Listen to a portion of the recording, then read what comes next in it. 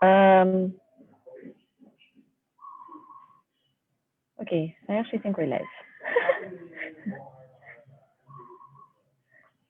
Hmm.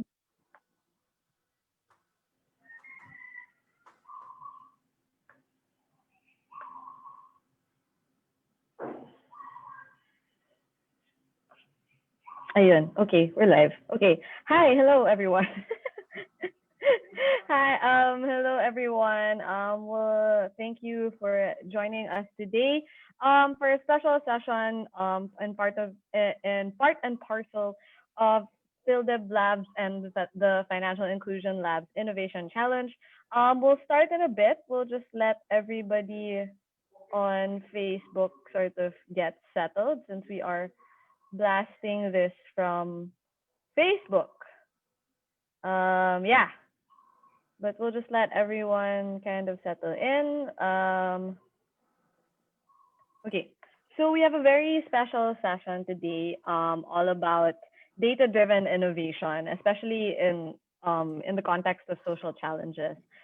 We all know that given the recent natural calamities and other challenges that we've been through this year, it is very important. Data has been very important in terms of trying to innovate and trying to solve things like this, especially in a country like ours.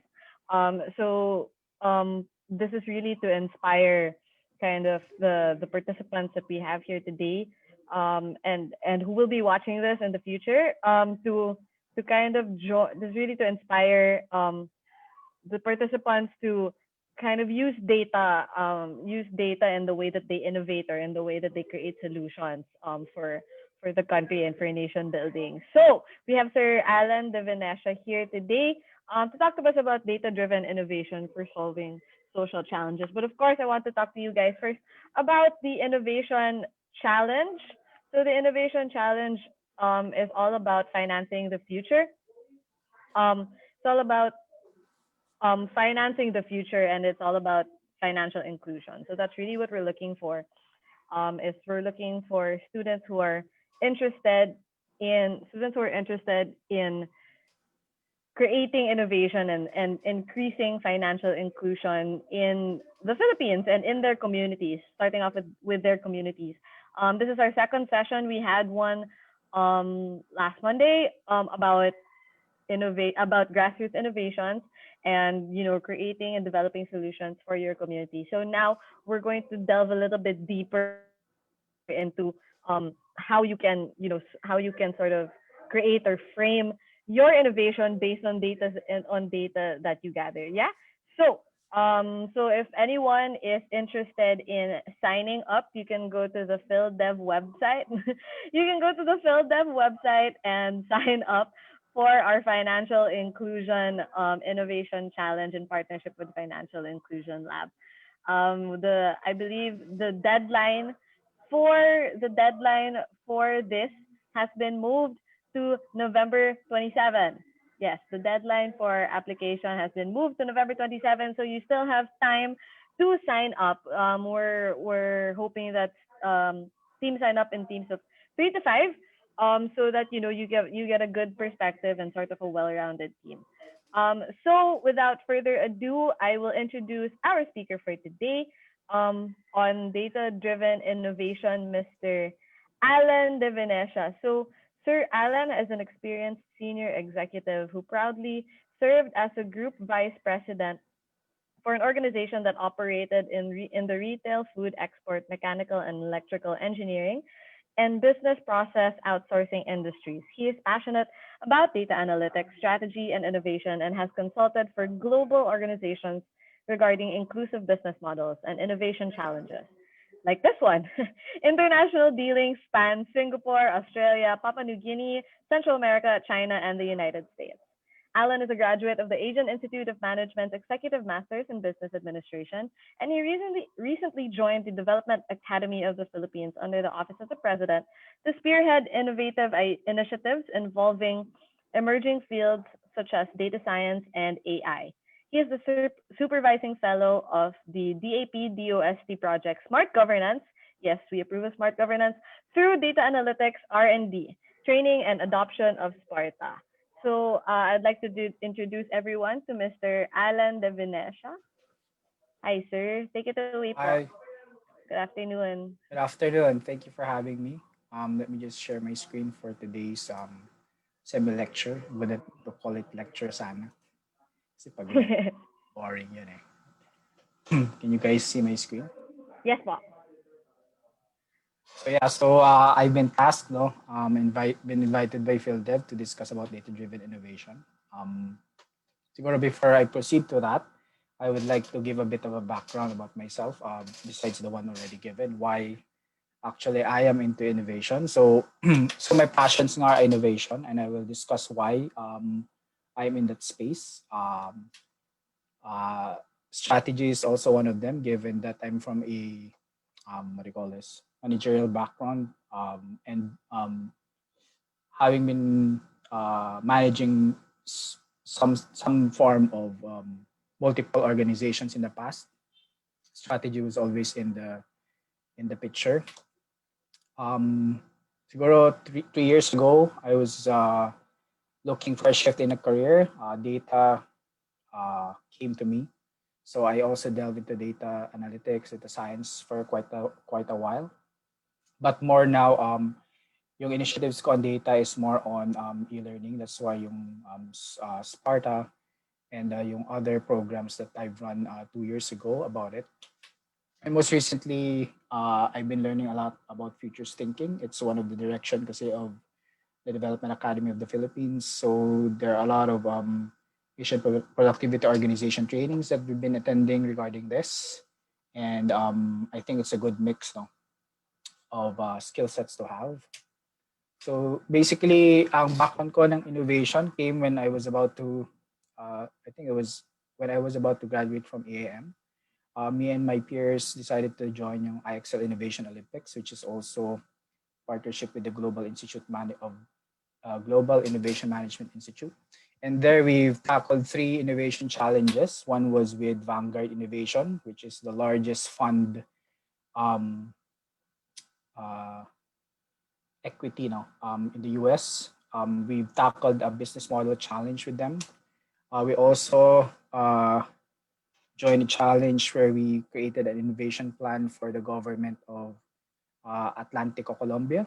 And another one was more or less a parang financial inclusion challenge, which is what PhilDev is doing now. On with Corporación Multi Inversiones, which is from Guatemala. It's about coming up with different food innovation business models that that are inclusive for the bottom of the pyramid. So yun yung mga stints ko dyan. And ever since, no, I've been actually an advocate of IXL because they have a very good framework in terms of innovation.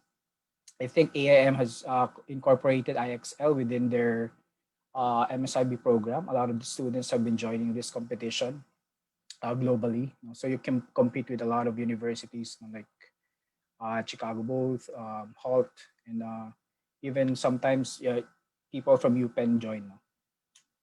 And so the flip side, one of my careers after my stint as a group VP, I've launched MOOC PH, which was the one that ran yung Coursera partnership with the DOST that did some scholarship training on data science. We ran two programs which started last 2017, I think, and concluded around the 2019 January. So yung data na stint ko, it's more of a training na. So let's go dive into data-driven innovation. So data-driven innovation is basically two keywords there. So for our participants, I would like to run through about innovation and what I think innovation is. There are a lot of description about innovation, but let's try to simplify that. But I'll just run through it because more or less between the two words data-driven and innovation, innovation yung mas common. So from the gimme innovation management body of knowledge. They define innovation as this. No, it's the creation and capture of new value in new ways. And usually, um, when you speak of innovation, a lot of times they will talk about the types of innovation. Probably you come across Dublin's 10 types of innovation. You've seen some form of matrix, no, 4 by 4 matrix that defines the types of innovation. Um, but there's an interesting a dimension to innovation which I came across going through the Odyssey 3.14 of HEC Paris, and that is the nature of innovation. So, nature of innovation, you have ito yung typical, when you look at it, sometimes they call it the types of innovation. Right? But innovation comes in many forms. So, they could be in a product innovation. Product innovation, there are a lot of examples. No? iPhone, iPad, anything that commercially available that is innovative. Those are products. There are process innovation also. Process innovation, siguro ang pinaka um, long-running example of that is yung Ford assembly line. Si Ford was able to create assembly line for cars to build them from hours to just minutes. Um, of course, you have managerial innovation. Managerial innovation naman, it's a type of how you are managing your organization. There are organizations, for example, where they allow people to define their own sales quota, right? Which is um, not really the normal standard, right? And of course, yung pinaka gusto kong type of innovation or business model innovation. This is more of a holistic type of innovation. Those who are familiar with the business model canvas.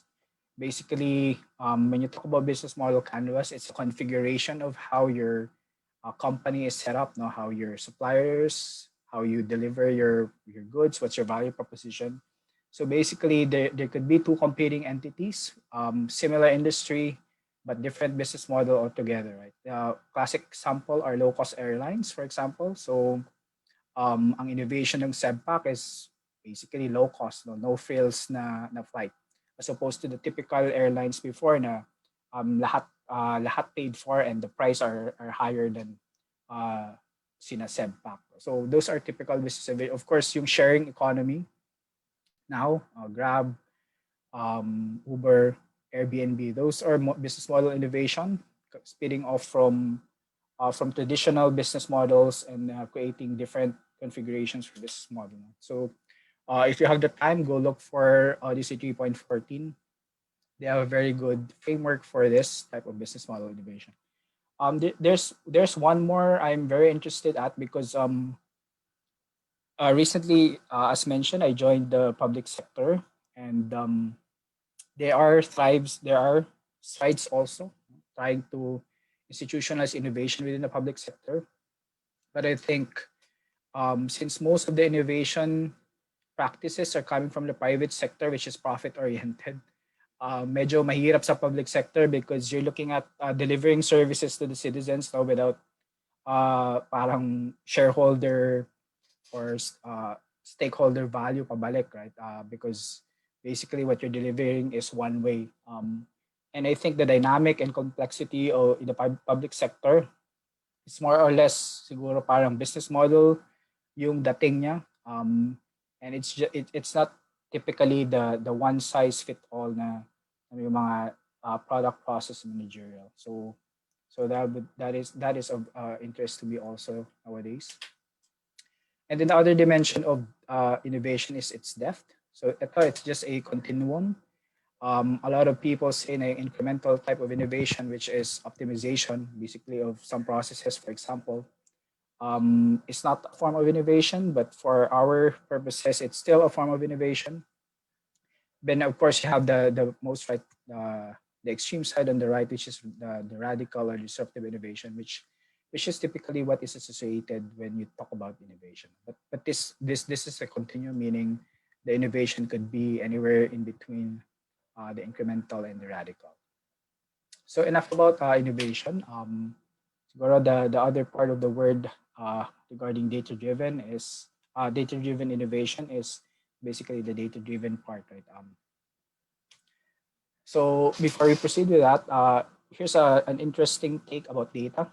Siguro cliche na ngayon yung data is the new oil and all of those things. No, this one I came across, and it says here, um, the new material revolutionizing the design industry today is invisible and intangible, yet we feel it every single day. That new material is data. So um, why did V9, the CEO of Lipcraft, say this? Basically, from a design perspective, he discussed about some milestone in the 1907, and this is the creation of I think is bakelite, which is the first real synthetic mass-produced plastic. Now, this plastic uh, was used to create yung tabletop phones, which is an iconic design at that time. So this was 100 years ago, and today, you find that iconic design in uh, our phone icons on our smartphones. So, sabi niya, it's not the material was data, and what data was that? No, basically that data is yung user generated content, right? Basically, sinasabi niya na since familiar yung design of that phone before, what prompted designers to create that icon for the phone are data, the familiar inputs from the user. So and this is what is really driving the world today. Um, More importantly, big data explosion is really coming from user generated content. And we can cite a few examples here. For example, in YouTube, there are people uploading 300 hours of new video per minute. And Instagram, there are 47,000 photos being uploaded per minute. In Twitter, there are 500 million tweets per day. In Google, you have 3.8 million searches per minute. And of course, the Facebook, the largest of them, no, with 2 billion active users. You have 510,000 comments per minute, 300 million photos uploaded per day. No?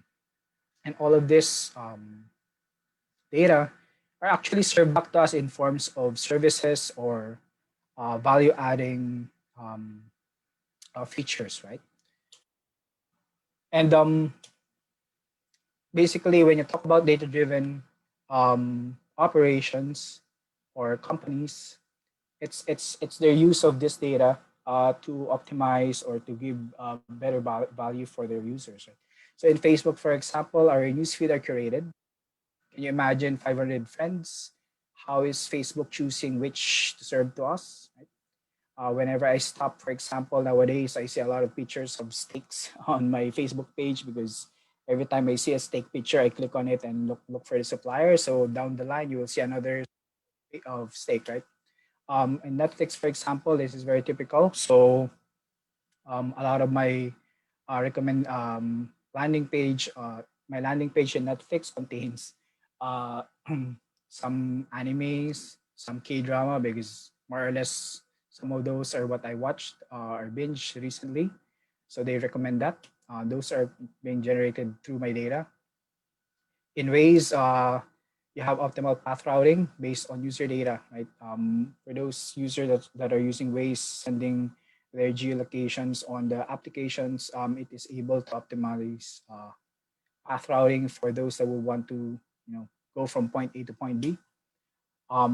Cities have been using data to address societal problems, and we'll tackle the Chicago City restaurant inspection innovation later, which is one of the use case under this workshop. So they've been using data to do some innovative work to solve some of the city problems. In New Orleans, for example, you have smoke detectors and fire risk mapping, and of course, the the far end of the use of data, which you might probably be hearing a lot of nowadays, is in AI. Deep learning, machine learning, and its applications, are increasing day by day. So uh, I don't know if you've seen somewhere online on the self-driving cars, but I've seen one myself, and I was in Arizona. Um, of course, a lot of work are being done also in image recognition, especially in the medical field. Um, and also in natural language processing. So a lot of these are actually all data driven applications, right? So they will not work without those data being fed to them. Uh, but the flip side is that many organizations, including the government, actually don't take full advantage of the data available to them. They say nga that the government is actually the largest producer of data. No? So since time immemorial, they've been collecting data, citizen data. Sa PSA alone, we'll have a lot of data. But we're not really utilizing those now to give the much needed citizen services. Uh, sa private sector, yes, right? And because siguro there is still a very huge lack of understanding of what data driven means. Um, and also there's a general consensus now that there's a lack of people with the proper skills relating to data as of today. That's why we have programs such as the Smarter Philippines through Data Analytics R&D Training and Adoption. This program was funded by the OST. I run it as the supervising fellow under the DAP with our partners AAP and CourseMac. No? So you can know more about the program at part of that at the end of the page. But basically what we're trying to achieve here is that we're giving scholarship slots to people that would want to learn about data, right? And you have 6 different pathways there, so you can choose, from the foundational one from data associates to the more hardcore data scientists and data analysts tracks, or even the managerial tracks. But there are efforts being done by the public sector to augment or to support the industry, for it to thrive. So basically, to be data driven means having the ability to act on data. So ganun lang siya. For me, that's how simple I would put data driven mean. There are a lot of things no, na data driven says. When you say data driven approach, it means that strategically decide on things based on data, based on you'll hear the terms trends or some type of correlation within the context of what you're deciding on. But basically, data driven encompasses it. Basically, they also ask you to put up an organization that is culturally able to act on this data. Um, so medyo tall order actually ang data driven um, approach. And this basically is asking your organization, to be able to capture this value along the chain of the data. No? So simply put, the data value chain is how nowadays the practitioners see or progress, no, in terms of this value chain. So basically, you have the leftmost wherein you are able to access data. The second wherein you are able to analyze and process it and eventually store and create it. And more importantly, at the right, you should be able to visualize and better yet productize this data. No? So classic example of the products that that that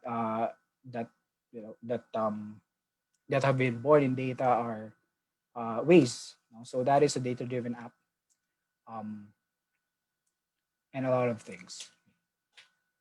So data-driven innovation is the creation and capture of new value in new ways by acting on data. That's how I see data-driven innovation. If you've noticed, it's basically innovation, but uh, the backing of data. No? But when you think about it, even when we were doing in the innovation challenge within IXL, they will always ask you to do some form of market research, right? So you're not really I think there's really not no innovation that is not somehow data driven, right? Whether it's small or big. But I think for the purposes of data driven innovation context, it's more about utilizing data, big probably, quote unquote, um, to fuel these innovations. And we can cite a lot of examples. Um, for example, some product innovation. I don't know if you're familiar with uh, the House of Cards, no, series on Netflix. Do you know that it's one of the first, if not the first, series created based on data? Meaning, si Kevin Spacey, the theme of the series and the story behind it, no, basically are all um, uh, data defined. No? So based on Netflix mining of the preferences of its users, they say if you create a series that is more or less like this, people will watch it, and it was a big hit. And mga ganun yung I think uh, when you search on data-driven innovation, more or less you come across this type of examples. But for me, I think medyo ang data-driven medyo deliberate yung pagkakadesign niya because for instance, that you have to deal with data to do the innovation. So let's run through a use case here, which is one of the things I use during our workshops, Sparta, because we're doing a scoping workshop with our LGU partners to craft some data challenges with them, and it is of the interest of the team. Now we've looked into the civic analytic network from Harvard and how the US cities have been doing their data-driven innovations within the context of uh, um, the society problems na nandun sa mga LGUs nila, and how they use data to address this problem. So itong Harvard Kennedy School Ash Center, they have what you call a framework. No? It's a 10-step guide, which we'll run through lang quickly. That they use, no, to do this type of innovation that is data driven within the context of the civic analytics network. So yung Chicago, they have 34 inspectors for 15,000 restaurants. So you can imagine what a jam-pack yung schedule ng inspectors, no? Because what they do is they have to go through restaurants to check if they're still compliant. Why do they do this? Because if they're not compliant, there might be foodborne illnesses that will come out of them.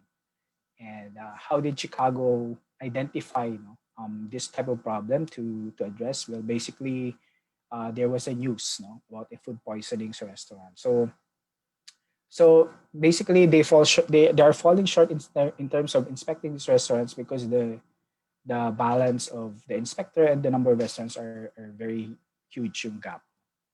So they want to do a more efficient way to do this. So what they wanted was, is it possible to increase the speed of finding critical violations of retail food establishment by making it a data-driven type of inspection? Instead of the typical flow wherein you have the list of the restaurants and you appoint and the inspector will have schedules of visits. What if a data-driven algorithm will tell you which restaurant you should be visiting? So that's the problem they identified, and they rank this. They just throw it into some of an evaluation criteria to check if this is a feasible or this is a problem worth addressing, and it came out that yes, they would want to pursue it. So the next phase of that, which is the third one, is that so the team under the chief data officer of the Chicago government, they went with the inspector to somehow deep dive into the operations of how the inspectors do their inspections. So when you think about it during the deep dive, it's actually again data gathering. Right? And after they deep dive, they are now able to define what type of data would they be more or less looking at if they are to somehow predict which establishment will have critical violations. And they largely leverage on open data. So in the end, they figure out that these are the data that are relevant now. So business licenses, whether yung license number, dates and locations from the sanitation complaints, garbage cart requests, and crime. And also yung food inspection history. So once they created the model, meaning they use all of this data to somehow create a model, um, which we, so yung model is basically para siyang formula that defines whether or not certain restaurants will have critical violations. And this left side, you will see the significant predictors that contributes to the model. So here you see establishment with previous critical or serious violations, 3-day average high temperature, nearby garbage and sanitation complaints, nearby burglaries. You have the length of time since last inspection, and even the inspector assigned is a variable now to it. So afterwards, they did a training set um, to to train the model, and then they use a period, um, which is fast forward to um, so they use historical data for the training period, sometimes September 2011, February 2014, and then they tested that model using September 2014 to October 2014 data. After their model review, which they say we're confident that this model is working, they did a pilot and experiment. So yung pilot and experiment, basically they did a parallel run. The model is listing restaurants that should have been inspected by the inspector if it was the one assigning those restaurants.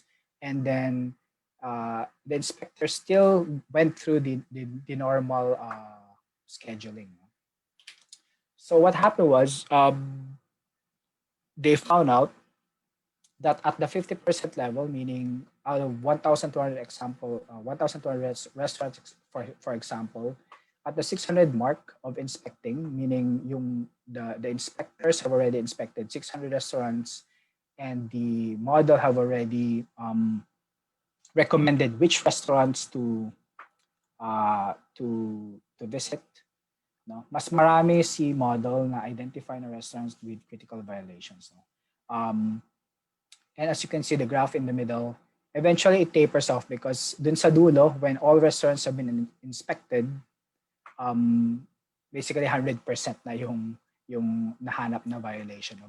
But here you can see that the blue one, mas marami siyang nahanap na violation as each restaurant is being inspected.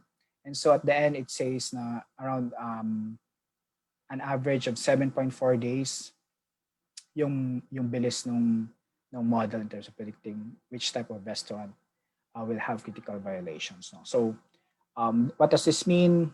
If you're 7.4 days late, there might be a foodborne illness already na mangyayari if hindi na-inspect yung restaurant. No? So an earlier detection would have helped the city a lot. So typically, for projects like this, natatapos na siya doon, right? But remember sa data-driven innovation, it's basically creating new ways and capturing value. Well, you capture value when you operationalize something, right? Sabi nga nila, innovation will never be an innovation if you do not capture the value that is supposed to be captured by the innovation. It will just be an invention. No? So, so the CDO department, no, the CDO office of Chicago operationalized this. They made it into an application which they deployed eventually to the inspections office, and they let it run no, for 6 months, for a year, and then they come back and check in, and then they come back and check in. So basically, that's the framework, no. And there are shorter versions of this. There might be longer versions of this flow. Uh, the field is still not yet cast in stone. So basically, if you've noticed, the intention of the innovation was very deliberate. They know from the get go what type of innovative solution they would need to come up with, and eventually they went and tried to seek for data that would help address that innovation or address that innovation. Sometimes the result will not yield to a good model, and altogether scrap the data, but scrap the initiative. But basically that's how the flow is, right? Here naman sa ating country, there are some noteworthy um, organizations or even individuals and groups, no, that have been in this field. But here I would mention one of our partners uh, in the Sparta program, which is Serolytics, which is Sina Dominic Ligot is also part of the AEP. And they've been joining competitions or hackathons also, no, that involves data. No? And here we see on the right side, they're winning solution in terms of the winning solution in the NASA challenge, which is yung ADIS project, which is yung correlating hotspots with climate and Google searches. Basically, they combine data from Google searches, from NASA satellite imagery, um, and they were able to predict outbreaks of dengue out of this. They validated it using DOH data, and so they won that challenge. Here on the left side, they also created a fake news website detection and network analysis for their detecting, which more or less those that what do you call this, that share content on Facebook are purveyor of fake news. So all of these are innovations, trying to help problems. For example, it would be good if a municipality would know if there is an onset of outbreak already within their area. Right? And these are, and alam naman natin nowadays, COVID alone, di ba, pandemic. Um, but if there's an epidemic of dengue about to occur, it would have been nice if the local government unit would know beforehand, so they can act appropriately. So these are some society issues, that these individuals are trying to tackle. So more on societal problems, no? Because siguro for the sake of our participants, then sa hackathon, um, there are bigger societal problems out there at talagang ang hirap naman isolve. No? So when you say kasi societal problems, usually you refer to the wicked problems of society, which is, for example, human trafficking. Education is a big problem in the Philippines. Of course, climate change is also a societal problem. And usually societal problem or the wicked problems of society, they are more messier, more dynamic and complex. And they're already that complex. Crafting innovative solutions to address them is already hard. And when you throw in big data into the mix, it becomes more complicated. Not because supposedly data would be more directed, no, but um, ang problema kasi is that the data that is supposed to help address the societal problems are really in disarray also. No? There's a Stanford study that says there are four principal reasons behind the relative lack of structured big data for societal problems. It's because, well, it's government alone. There are a lot of buried data in administrative systems. We operate in silos, for example. Data mo yan, so ikaw lang pwede mag-access niyan, right? Second would be there is really no governance standards in terms of data. What they say when I say government standards, basically how the data are stored in various systems. No? So typical example would be, for example, sex, no? Male, female. In one system, it's MNF. In the other system, it's male, female. So that's a very simple example. But when you go into addresses, for example, how you spell Santa Rosa as STA or SANTA, makes it more or less complicated to somehow integrate all of this data for a clean data set to do. No? Sometimes data are also unreliable. And a classic example of an unreliable data is social media data. Right? You can easily sway votes through trolls. Right? So if they say that, for example, a winning candidate is winning based on data, you cannot really take that face value because there might be hidden actors at the back making the sentiment unreliable. Right? And lastly, there could be unintended consequences used by data, and that is why And what does this mean? It's basically data privacy. You put data out there, it could hurt the reputation of organizations, of people. Um, the good thing is that we have a very good data privacy law. We've been working with them also, our NPC. And so, more or less in the future, probably we will be able to address that also. No? The issue of trustworthiness in terms of data sharing. But the Stanford study also somehow recommended, how to address these issues. And I think when we go through the list, you will see familiar their recommendations, especially to the last part. But let me just go through it. Basically, building global data banks on critical issues. No? So there's not enough data to go around for researchers, for students like you to act on. And so maybe this could also be something that you guys would want to tackle, no, in the future. Um, Second, I find this a lot, um, especially in the recently workshop that we're doing and the study mission that we're doing with the Asian Productivity Organization with Seoul. When you look at their innovation thrusts within their city, they always highlight this, no, engaging citizens in citizen science. It's basically um, asking your citizens to be participatory in your innovation process. And that is why we're espousing for open data third, which is to build a cadre of data creators and analysts. It's what was discussed earlier. There's really a lack of data practitioners out there. So if the private sector, is requiring a huge talent pool for data related jobs, what more for the public sector? Right?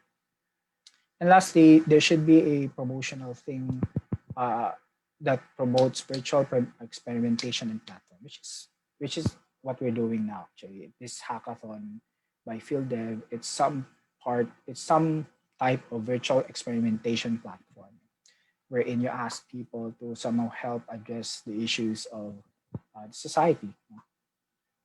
And yun, no? So sa Sparta also will be launching some of those next year. Um, and you are more than happy to um, join us also. Ayan, so I think that concludes my talk. It's about almost 4:50. And so I leave lang again, no, look back.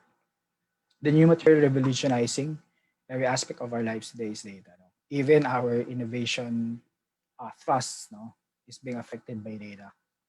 Um, And yun, so thank you very much for having me. And thank you for PhilDev for inviting me over. I hope our participants are able to get a glimpse, you know, um, the importance of data and how they can use it to drive their innovation efforts further. Thank you very much. Thank you, Sir Alan, for that very comprehensive talk. Before we can just get through like a few questions and just to kind of deepen our understanding of it.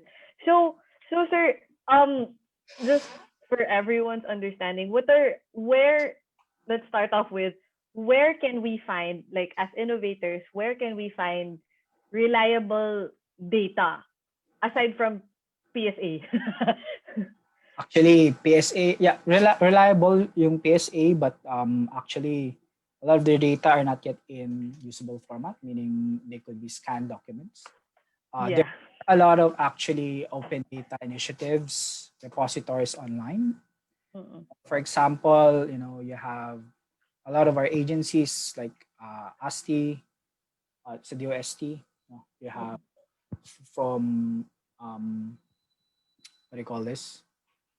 Internationally, hindi ko kasi ma-mention ngayon yung mga agency lang. It's eluding in my mind. No? But for experimentation, there are a lot of sites, for example, Kaggle, wherein you can download a lot of data sets, global data sets, no, that you can play around with.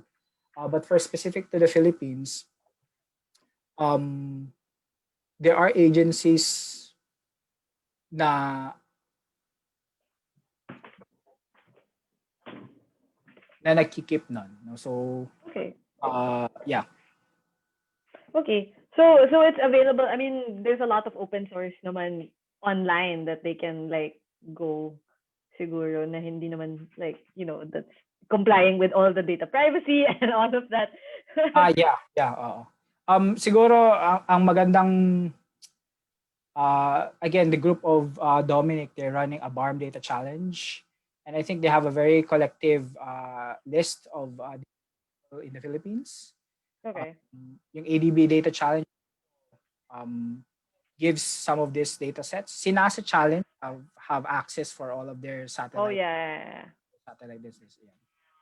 Yeah, I think NASA also gives parang they give a lot of resources during yung mga Yes, space space apps nila. challenges. Yeah. Yeah. So okay, so as a country, as I guess, how can we better, like, how do you think, sir, not to really criticize like anyone, right, but how do you think we can better make use of the, or rather actually how can we better collect data? What area siguro in society, or do you see that we can still improve our data collection, or where data collection will really be kind of crucial in solving these issues? So for example, in the public sector, right, local government units, based on our workshops with the three LGUs under Sparta, uh, we we hear often, no, that they are trying to migrate into information systems.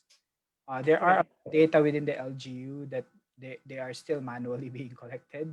So I think if you look at Singapore and Seoul, for example, or even Barcelona, no, those use cases that we've been studying, a lot of the LGU data are actually being posted online as an open data repository, no, sa open data initiatives nila. And I think we can start there, no. The LGU Okay. or even the NGAs have a lot of data based on their operations lang, yung day-to-day Mm-mm. activity. Yeah. Okay. So for example, sir, yung let's use siguro yung recent typhoons as Yeah. as an example.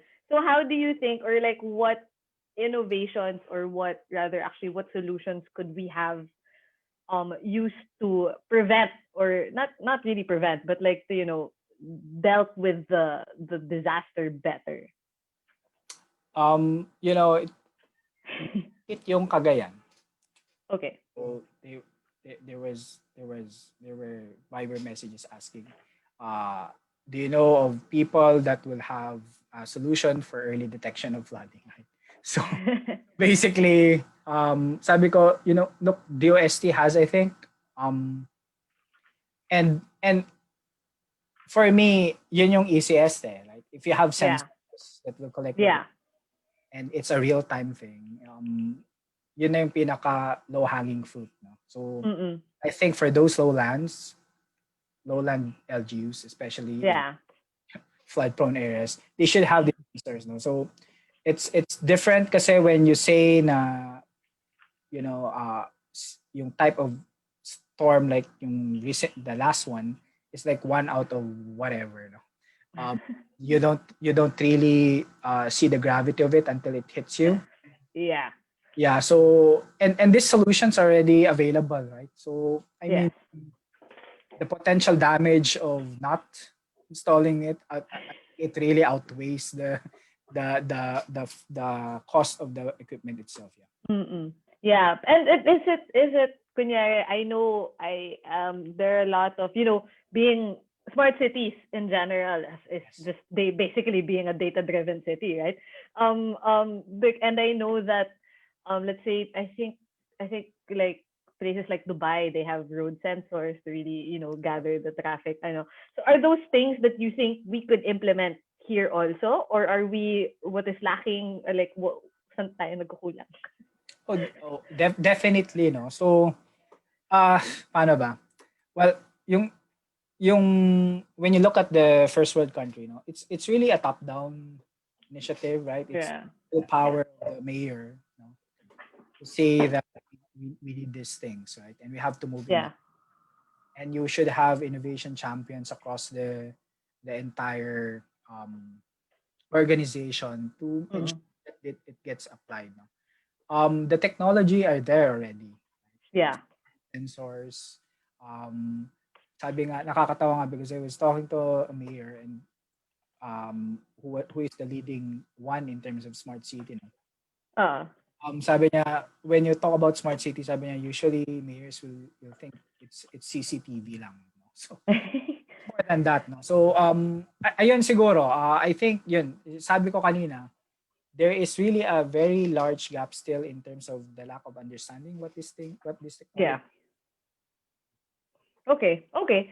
So, given sir, so just to kind of wrap up just a little bit, given that ayun nga, it takes a lot of red tape and it, it takes a lot of red tape and going through certain processes and convincing people in power kasi nga diba, especially for big changes to create smart cities you really have to go top down. So for our innovators, for the people joining the innovation challenge, how parang it seems like such a daunting task na to be data driven because there is none, or rather there's very little to work with. So how do you parang how can you advise them na to be So more data driven given what we have? let me correct that first. So data driven, not necessarily it means big data, right? So Okay. data driven initiatives or innovations that can be addressed now with Mm-mm.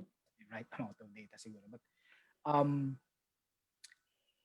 ang mas I think when you try to tackle societal issues, Mm-mm. especially if you include public sector, is that you think that creating a product for a particular what do you call this part of the public sector, Okay. that product will work. Dun ako na-amaze because actually when you look at the government, tahi-tahi kasi siya, right? Like Yeah. there might be um, governing bodies, governing certain agencies. There might be Mm-mm. documents needed by this agency that is coming from another agency. And when you're trying to create a solution for this agency, you do not factor this thing. That's why when you try and implement this thing on the agency, you suddenly hit a roadblock and say, "Oh, we cannot do that because COA doesn't like it." Mm-mm. Or some agency says we have to connect to them first before. So I think our innovators should just be mindful of those. No, that's why us as sa DAP are also looking into this Mm-mm. nuances. Maybe we can help facilitate more movement of this innovation drive within the sector. Especially you're trying to do societal issues. More or Mm-mm. less, you will have to interface with the government, right? Hindi naman po pwede. Like financial inclusion. No? Of course, kudos to the private entities that will have support for these initiatives. But I think at Mm-mm.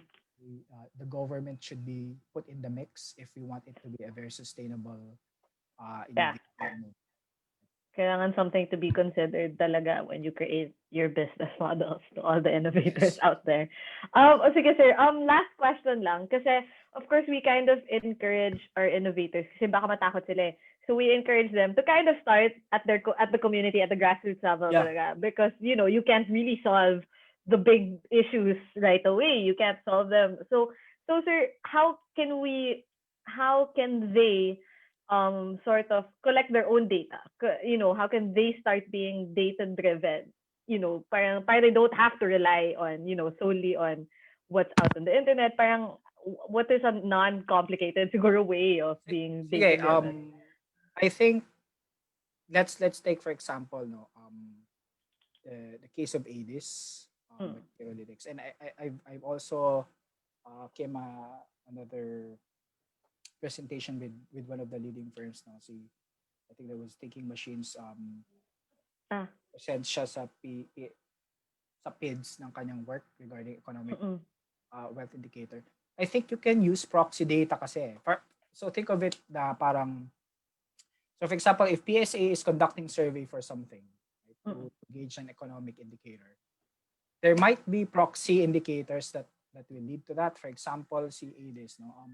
Syempre, to know if there's an epidemic, DOH data is saying na sa mga hospitals there are kids that are that have dengue. So there's a concept of epidemic. Yung ginawa nila is that they went into Google and they check if there are Google searches for dengue symptoms, right? And so if a particular municipality, you have a sudden surge of people searching for dengue symptoms for a particular month, could be a proxy that there is some type of thing going on in terms of dengue. And this could serve as proxy.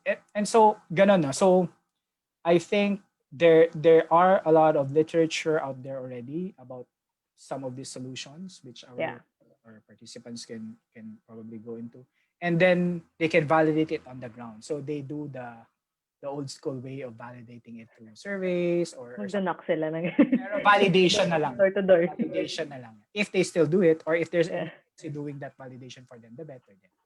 Yeah. Okay. So thank you, Sir Alan. I'll allow you to give your parang final words to inspire our innovators. Ayun, yeah, so innovation, no, for me it's a continuous process. Minsan kasi ang lagi kong sinasabi is that there should always somehow be a product market fit at the end. Yes. A product market fit is basically a validation that what you're thinking resonates with to the one gonna be benefiting it. Kasi if there is no feedback like that, there is no continuous innovation in terms of that. It's just gonna be an idea in them.